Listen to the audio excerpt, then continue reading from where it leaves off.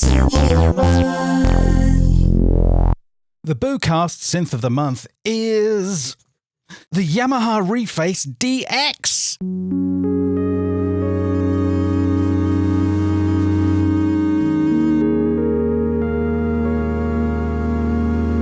The Reface DX is 10 years old this year, and we thought it was about time we dusted it off and gave it some love. This synth came with us to every gig for the best part of 8 years, and it performed its duties very well, never breaking down and never giving us a spinal injury from carrying it about. The usual criticisms came thick and fast, however. It's too brown, it's just a collection of doorbells, why does it have mini keys, why did they make it at all? Even the great Nick Batt, while introducing us live, opined about how it didn't capture the imagination, to which I replied, well, it captured ours. But today, it's out of the rig, replaced by the Op6 and the Tangerine, and has been relegated to the subs bench, awaiting possible banishment from the House of Boo into eBay oblivion. And all because I now have to admit that the Reface DX may be just another synth I'm ashamed to say I bought because it's small. And yet, it's still with us. Why can't I let the Reface go? Okay, the Reface DX, here it is. This is actually the third FM synth we've seen on the Synth of the Month. The very first Synth of the Month, in fact, was the Korg Op6. Now, the Korg Op6 has very largely superseded the DX in our house, just because, well, we'll come to that, but there are reasons why it superseded the Reface DX.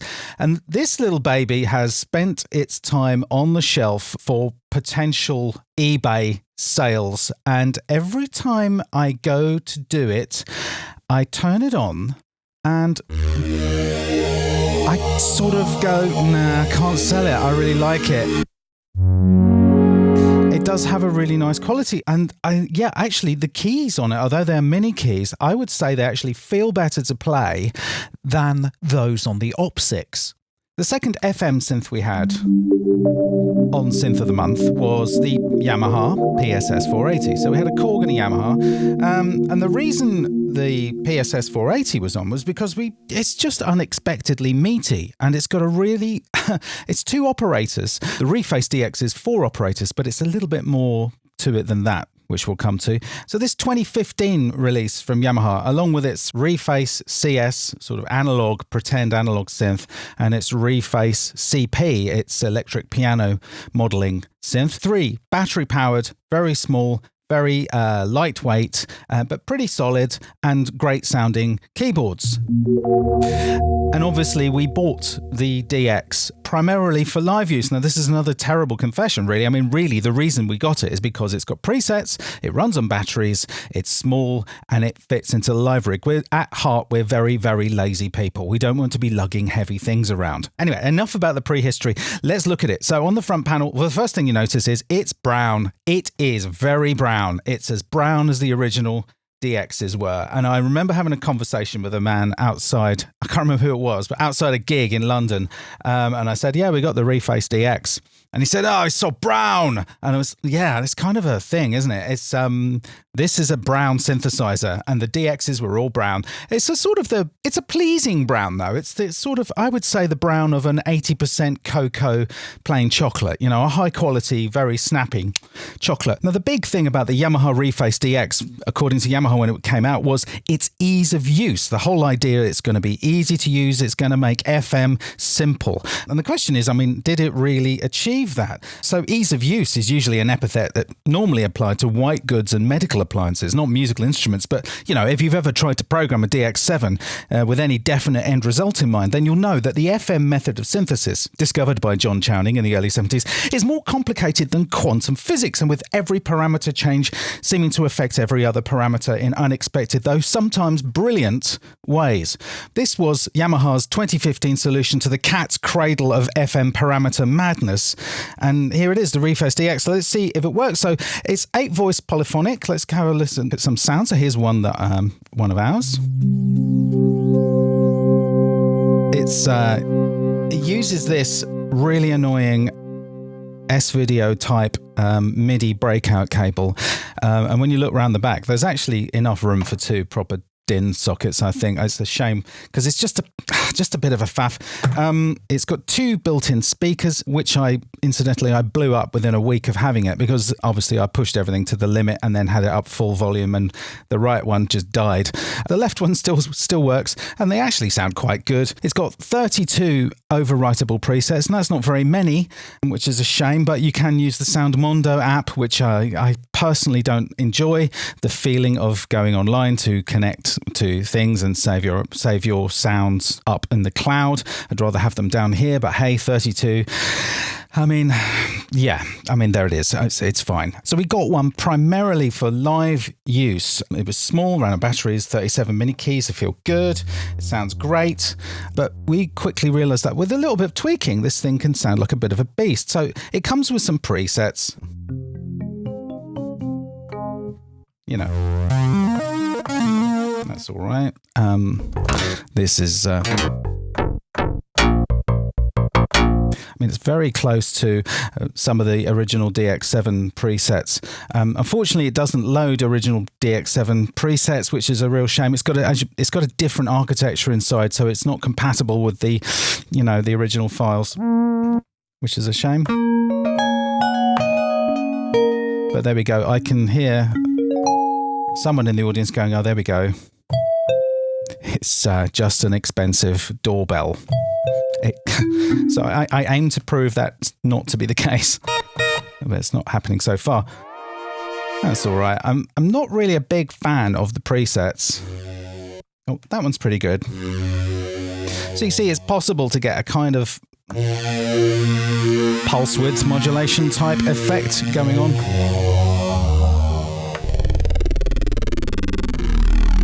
So we got the phase of one of the operators being worked. So that sounds quite nice. Yeah. So I kept that one. This is the one that we used in the intro. Yeah. Sorry, getting carried away. So let's look at the front panel. So we got pitch bend. Quite nice.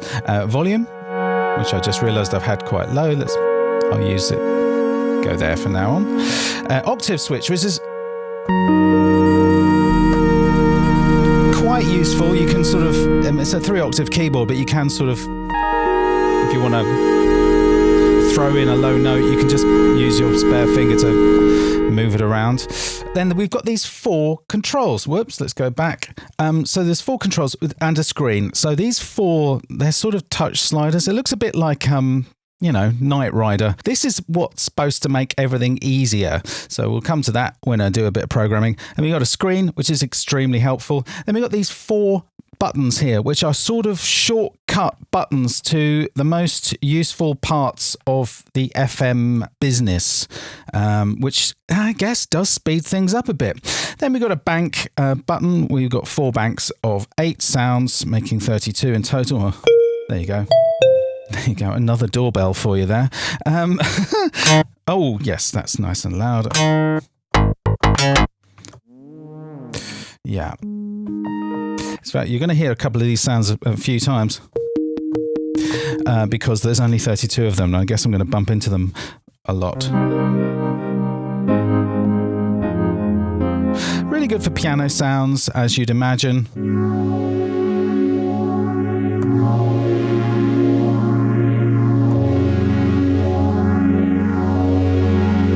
And this sort of almost analog-y string sound. Pretty impressive.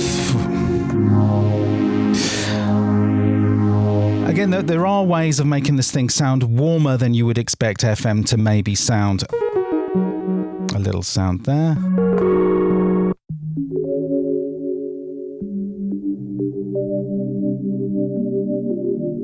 So this is me trying to copy a sound made originally on the CZ101 on the DX. It's done a fairly good job. Yes, Black Line. So Steve Weeks, thank you. You sent a lovely video in taking us through some of your gear at Christmas. Thanks for that. And you brought up the Black Line preset on the Reface DX, which you'd pulled off the Soundmondo page. And you wanted to check if it was mine. I'm not sure if it is, because...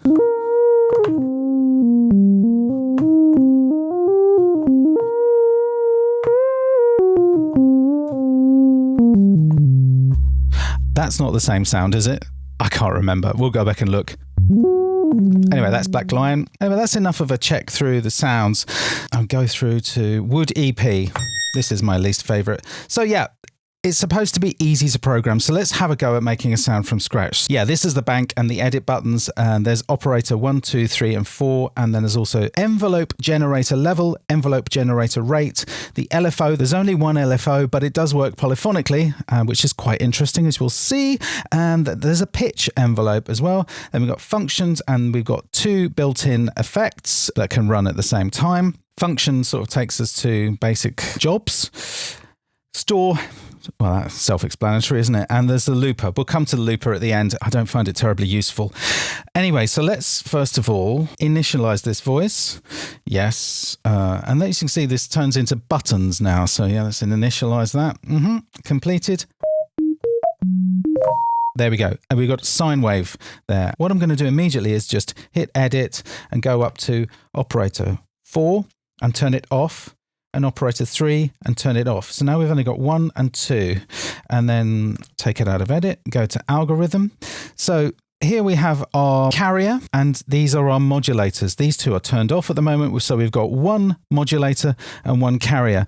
The carrier is the operator we hear, and the modulator is the operator which is modulating the carrier. Right, okay, that's a mouthful, isn't it? This is probably part of the reason why people get so annoyed with FM.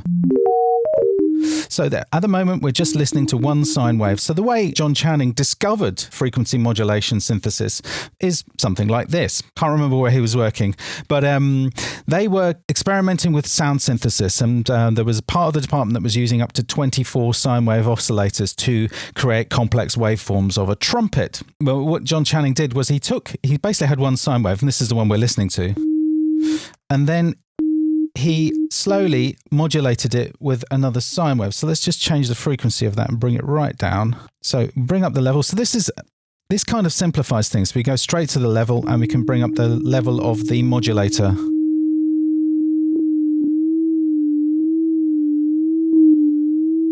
So you can hear that. The modulator is causing a sort of vibrato effect there. And we can adjust the amount by bringing down the level of the modulator like this. Exactly like an analog synth, actually. But if we go back to operator 2, and we'll just bring up the frequency. So you can hear faster modulation. And this is what John Channing did. And as he went further up in speed, okay, it's still sort of registering as pitch modulation, but it goes past a certain point where you can no longer determine it as a pitch shift, and it becomes a timbre shift. So we're changing the sound.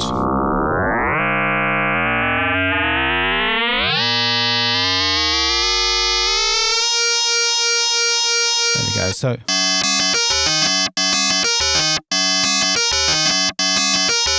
bit of a mess, but that's a little bit of FM. I'm going to take this out of fixed mode. So this basically uses the same frequency as we go up and down and go to ratio. Now, John Channing then realized that if you have ratios, the ratio being the difference between the frequency of the carrier and the modulator, you get more musically sensible sounds out of it.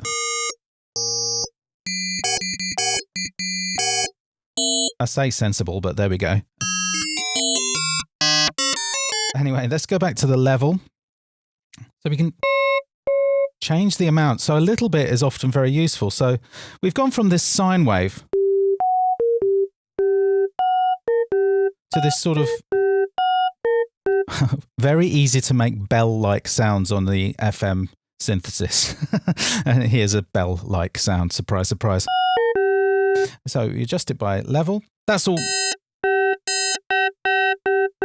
well and good, but what we really would like to do is to change that level over time. So we're still in edit mode. We'll go to envelope generator level for 2. It is an ADSR envelope, but we've got level and rate. What I'll do now is go to level, bring these all down, and there we go. So now we should have...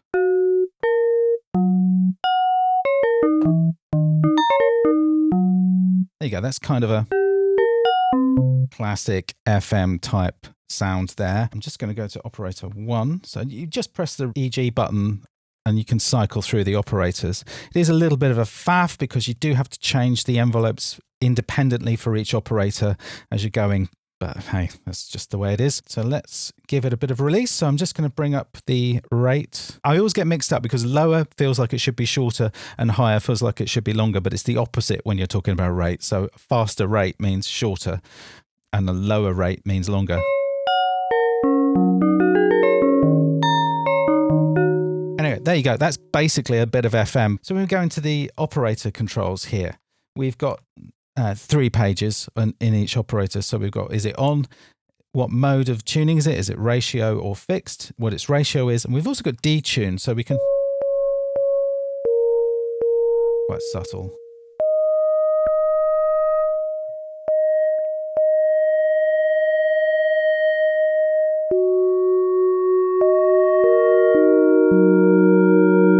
So it's becoming warmer. It's possible to make some warm sounds. Remember, we're not actually listening to this operator. This is operator 2, which is modulating 1, but we can...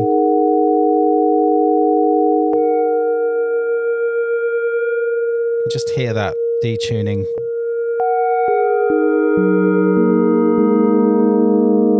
There's also an LFO. We can do pitch modulation on the whole thing by just simply doing that. And we can add a delay. Bring that up a little bit. And we can go to different waveforms. We've got triangle, sine, triangle, saw up, saw down, and a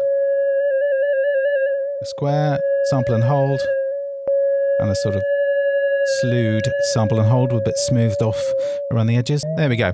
So that's with 2 operators. A pretty average sound, let's be fair.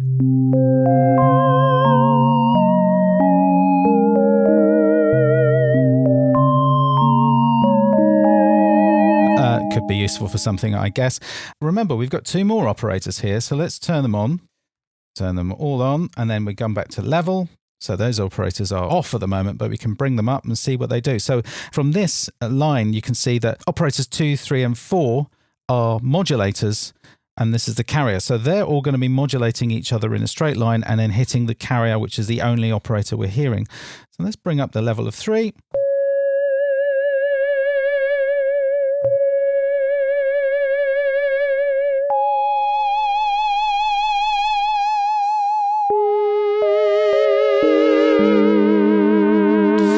Fizzy sort of thing going on there. If we look at the frequencies, we can bring up the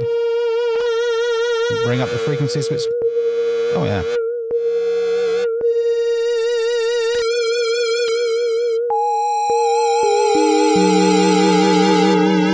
If it's a bit bright, the useful thing we can do is, if it's feeling a bit bright, it's very quick to just go to the level and bring those down, bring the effect of them down a little bit.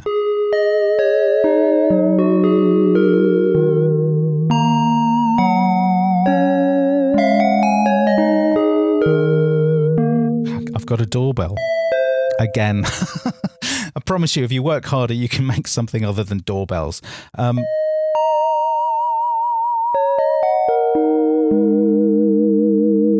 So once we have more than 2 operators, we then need to find a way of plugging them into each other in different orders.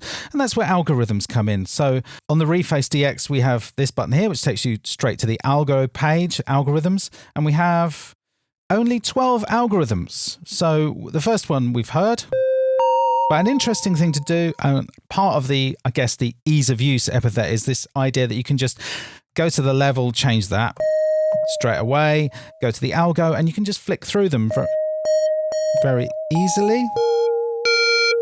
And you get quite different effects according to how these operators are plugged into each other. So, I mean, basically, by the way, the parlance operator is very odd. It's not an oscillator. It's an oscillator, normally a sine wave oscillator, connected to a volume envelope and a pitch envelope, and with a level control. So an operator is basically all those little things plugged together in one little package. That's a bit subtler. That's a bit less subtle. We come all the way up until they're all carriers. So you're listening to all the operators here. One thing I haven't done yet is gone to this button, which is feedback. Now, feedback is an interesting place to go on the Reface DX because although it only has 4 operators, we do have the ability to apply feedback to each of the individual operators and turn them from that sine wave, classic sine wave thing, and we can feed them back in one direction and turn it into a saw.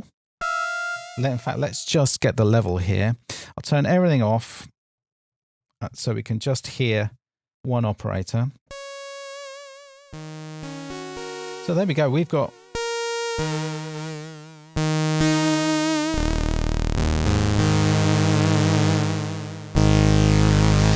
perfectly good sawtooth there. And if we go the other way, we've got a square. So instead of having to use sine waves to modulate other sine waves to make our waveforms, we can have a jump off point here where we start already with a different waveform. And we've got an amount. And it's almost like brightening up a filter. In fact, it's very, very similar to how the CZ101 works, where we basically bend the sine wave, bend its phase timing until we get a more complex waveform.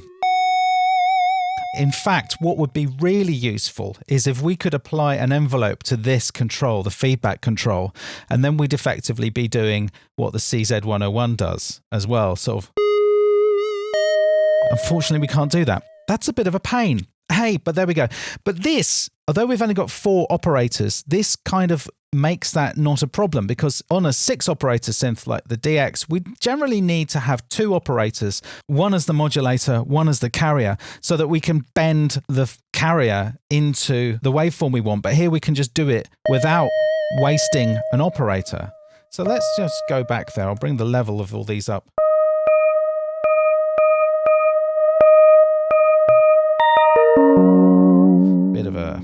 Bit of a silly sound, but here we go. There we go. So now we can get a double attack there. You can get those time-based sort of plinky plonky noises. The screen is really useful.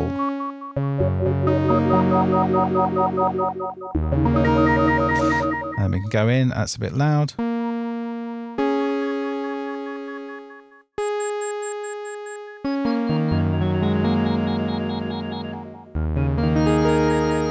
So, yeah, is it easy to program? That's a good question. I had no fixed idea of what I wanted to make here. This might or might not be useful. Let's change the speed of that.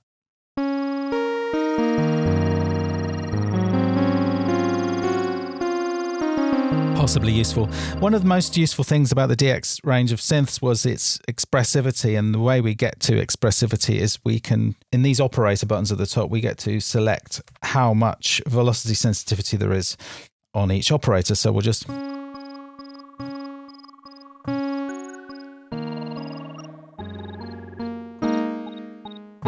So I'm applying velocity sensitivity to operator 1 here. Let's apply it to... Take it off 1 a little bit. So now, yeah, very easily.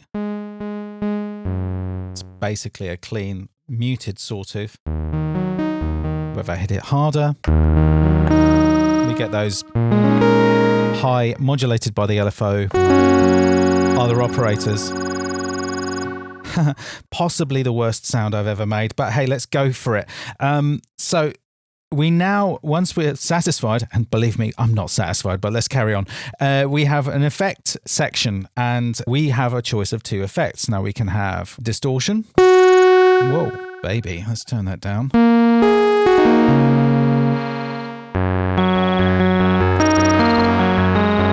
The next one we have is a T-wah, touch wah.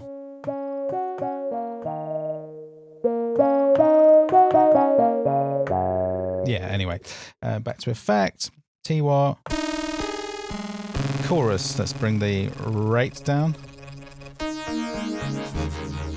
That's quite a nice chorus. Turn the depth down a little bit.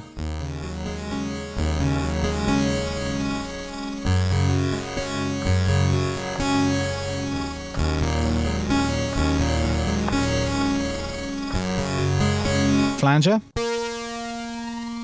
Don't have a feedback level, we just got depth. That's fine. It's all right. A phaser. Yep. Just a straight delay and a reverb. Depth and time.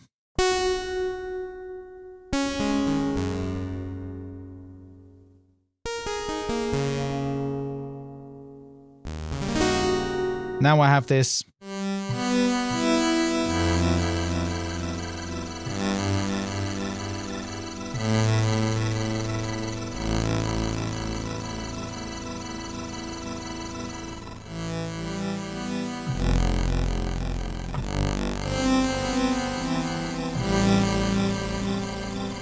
It's a sound, and we made it here today.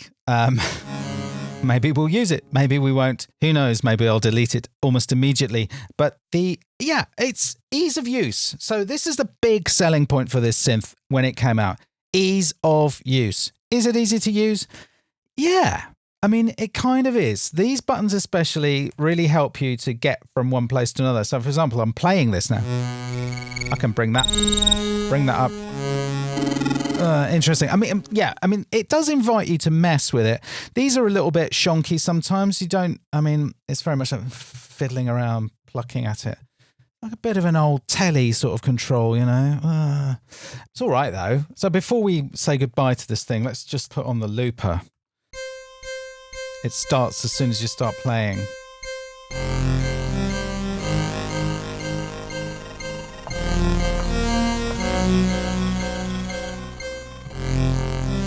And there it is, it's trapped inside.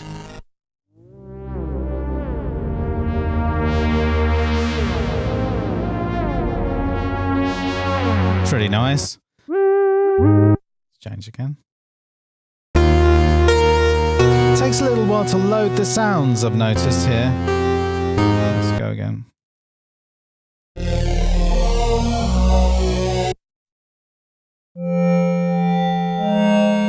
There you go.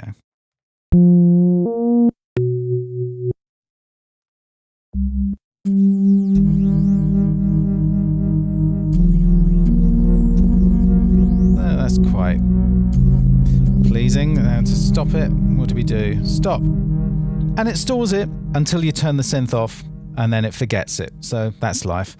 By the way, this sound here, rubbed nylon, we look at the operator's level.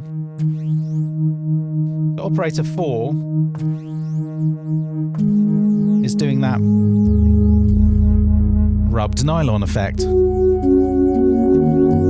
I didn't cover the pitch EG, so let's go to edit, pitch EG, and as you can see, it's only applied to 4, so we can adjust the pitch of any of the operators over time. This one, as you can see, is doing that. So if I change,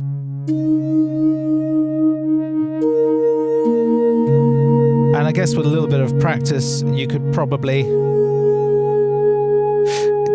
fake some sync type sounds. Let's turn that up. Oh, it's already up. Let's find the frequency, bring it down.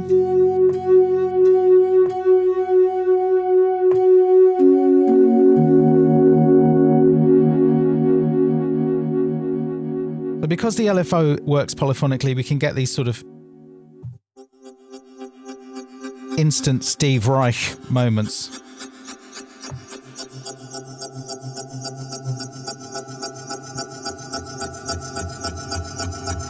Which are quite lovely.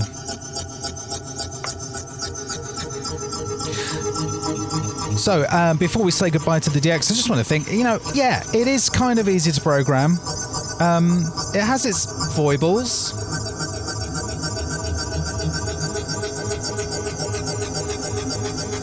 It's a bit irritating at times, to be fair. But, it is easier than a DX7 to program. So, mission accomplished. If you want to say ease of use is an epithet we're going to apply to this thing, then yeah, why not? It has slightly been superseded, as I said, by the Op6, by Korg. I mean, although we can turn these operators from sines into sawtooths and squares, on the Op6, obviously, we've got a choice of a multitude of waveforms to choose from, and lots more effects, and a whole bunch of more algorithms. In fact, user-defined algorithms is a really big winner for the Op6 because you can choose yourself how you plug these little operators into each other, which effectively makes it kind of modular in its way because it's that flexible. Apologies for this noise. If a noise becomes irritating, though, on the DX Reface, you just bring it down there with the level control here. It's a nice bit, this bit, because you can just quickly get to places. So yeah, watch eBay because it might go at some stage, but not yet. Maybe not yet. Maybe not yet. I don't know. How annoyed am I? I quite like it. Oh, that's life. Anyway, Yamaha Reface DX. Here it is. It's small, it's battery powered, it's brown. God bless it. Thanks for watching.